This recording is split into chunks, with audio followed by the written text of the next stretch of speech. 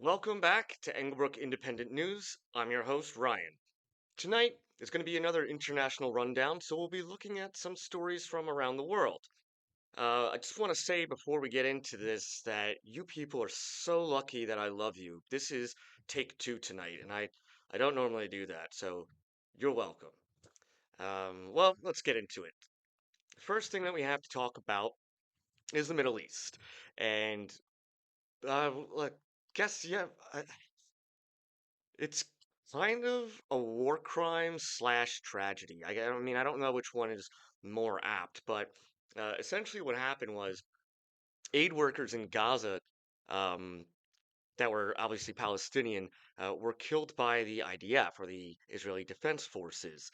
And there's a bit of a haze around how this actually happens.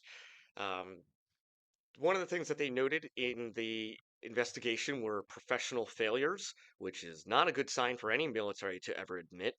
And there were also some strange behaviors by one of the commanders, which makes it seem that the commander ordered the attack on this aid group or a group of aid workers, knowing that they were aid workers, or possibly not caring whether they were fake aid workers or real ones, which it's just as bad. It doesn't really matter. But what happened was this these ambulances and possibly a fire truck or rescue vehicles in general were approaching an Israeli checkpoint with their lights on.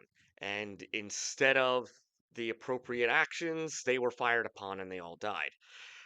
When this was first reported, there was some lies essentially where the some of these s- um, reports coming from the field to the IDF headquarters weren't really making sense and were easily disproven, such as the fact that they didn't have their lights on and that they weren't clearly in clearly marked rescue vehicles.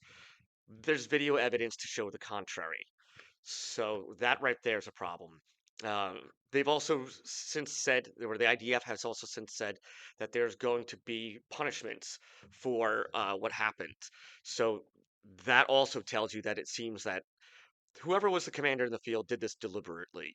Um, and it doesn't seem like this came from the top down. It could have just been frustration. It could have been someone with a grudge. It could have been someone just making a huge mistake, thinking that this was some kind of, false flag operation where they weren't actually really aid workers. In any case, it wasn't supposed to happen, and it did. And it's the IDF is not having a good time trying to figure out what to do and why this happened and how to keep it from happening again. Uh, well, some better news from the Middle East.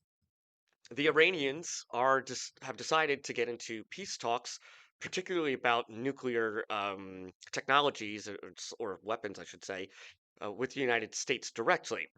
Now, this is a marked change because, if you remember, President Trump famously ripped up the old agreement with Iran about nuclear development because he said it wasn't good enough. And every analyst and everyone who's involved in these negotiations says that anything that he gets now is pretty much going to be exactly the same deal that the Obama administration was able to work out. So we're back to where we started. But that does put us in a better position with Iran. It's because it kind of opens the door now for future negotiations for things that might be a bit more sensitive, like funding Hezbollah and the Houthis, things like that. As always, Bibi Netanyahu, good old Bibi, he and some of his fellow hawks in his cabinet or administration, they're not happy about this. They don't want any detente between the United States and Iran. It's beneficial for them to have Iran heavily sanctioned and on the verge of war with the United States pretty much at any time. And the reason is, or I should say, the most suspected reason is that the Israelis would like for the United States military to go and fight Iran in a hot war. And this would bring the Iranians to a level where they would be incapable of directly threatening Israel or sponsoring proxies to threaten Israel. It's understandable why they would want that, but it's not advantageous to the United States. And again, the Israeli governments are not coming out saying this directly. This is kind of being pieced together by everybody familiar with the situation, and with the kinds of diplomatic goings and comings. I don't know.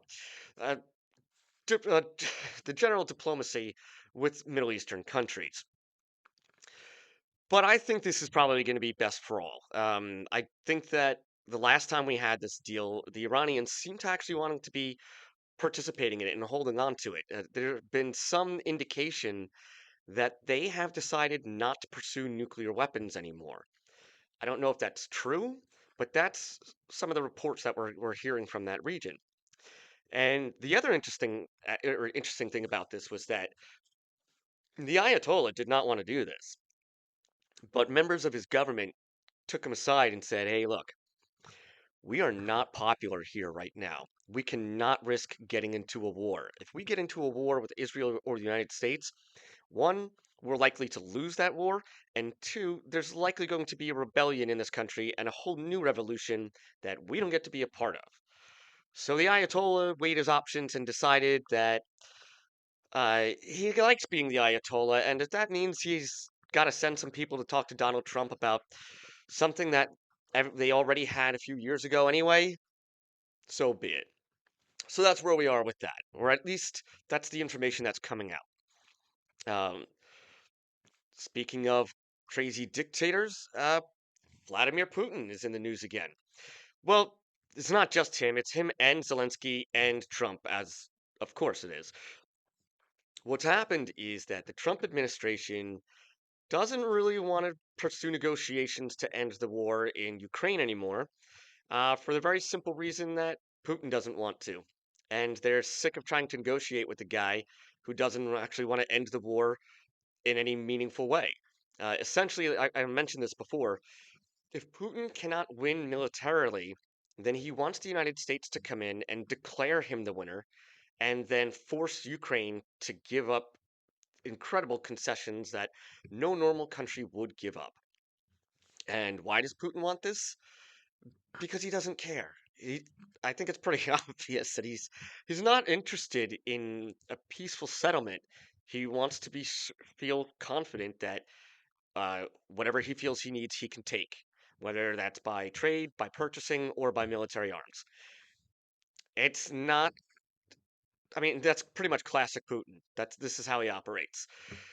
So the United States, or at least I should say, the Trump administration, is getting a little fed up with this and is now looking at other ways that they could maybe put pressure on the Europeans to kind of step in and do something about this.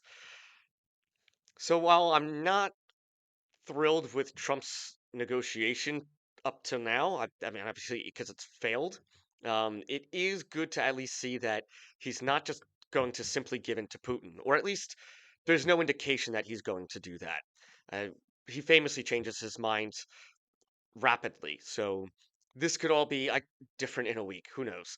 But as of now, he seems to be saying to Putin, no, we're not just going to give you half of Ukraine, and we're not going to start negotiations from that point.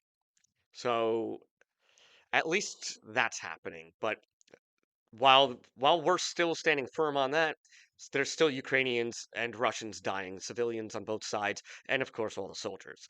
So it's not really a win. And then lastly, sad news out of the Vatican. Pope Francis has died at the age of 88. As previously reported, he had been in ill health recently. I believe it was some kind of pneumonia that he was recovering from. And just yesterday, he had some sort of, I want to say it was a stroke, but I'm not exactly certain that that was in fact the case. The details about his health are not always forthcoming.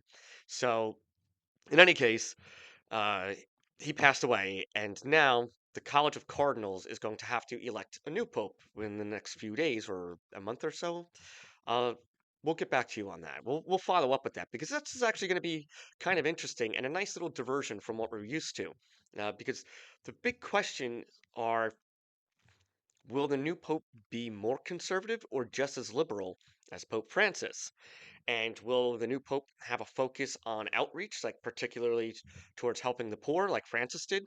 Or will the new pope be much more focused on the internal administration through the Vatican and the Roman Catholic Church at large?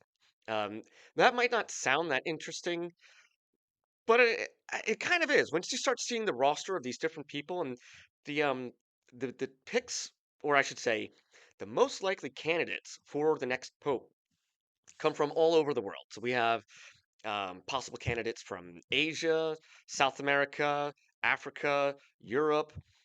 Europe's not really a new one, but you know, there hasn't been a French pope in a while, so that would be interesting. But anyway, um, there's going to be this little politicking from the Vatican to see who gets to pick, and how that's going to direct Catholics for the next so many years. I myself am not Catholic, so I don't really care who becomes the next pope. In fact, I don't really know that the position of pope is all that important.